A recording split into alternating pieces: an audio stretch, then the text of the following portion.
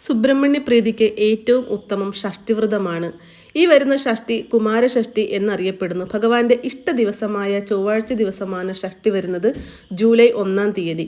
ഈ ഒരു കാലഘട്ടത്തിൽ ഒട്ടുമിക്ക അമ്മമാർക്കും മക്കളെക്കുറിച്ച് ഓർത്ത് വ്യാകുലപ്പെടാറുണ്ട് അല്ലേ? മക്കളുടെ നല്ല ഭാവിക്കായിട്ട്, അവരുടെ നല്ല ഐശ്വര്യത്തിനും അവരുടെ നല്ല സൗഭാഗ്യത്തിനും വേണ്ടി എല്ലാ അമ്മമാരും എടുക്കേണ്ട ഒരു വ്രതമാണ് ഈ ഷഷ്ടിവ്രതം എന്ന് പറയുന്നത്.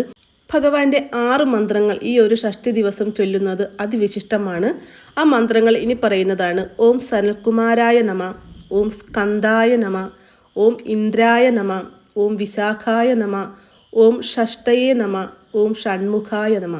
ഈ മന്ത്രങ്ങൾ ഷഷ്ടി ദിവസം നമ്മൾ എത്ര ചൊല്ലുന്നോ അത്രയും ചൊല്ലിയാൽ അത് ഏറ്റവും അത്യുത്തമമാണ്. നിങ്ങൾ എന്താണോ മനസ്സിൽ ആഗ്രഹിക്കുന്നത് ആ ഒരു ആഗ്രഹം ഭഗവാൻ നടത്തിത്തരും. നമുക്കറിയാവുന്നത് കാർത്തിക മാസത്തിലെ സ്കന്ദഷഷ്ടിയാണ്. അതുപോലെ തന്നെ പ്രധാനമാണ് ആഷാഢ മാസത്തിലെ ഈ ഒരു കുമാരഷഷ്ടി എന്ന് പറയുന്നത്. മനസ്സറിഞ്ഞു വിളിച്ചാൽ ഓടിയെത്തുന്ന ഭഗവാനാണ് മുരുകൻ എന്ന് പറയുന്നത്. ശുപ്രപ്രസാദിയാണ് ഭഗവാൻ. എല്ലാവർക്കും ഭഗവാന്റെ അനുഗ്രഹം ഉണ്ടാവട്ടെ.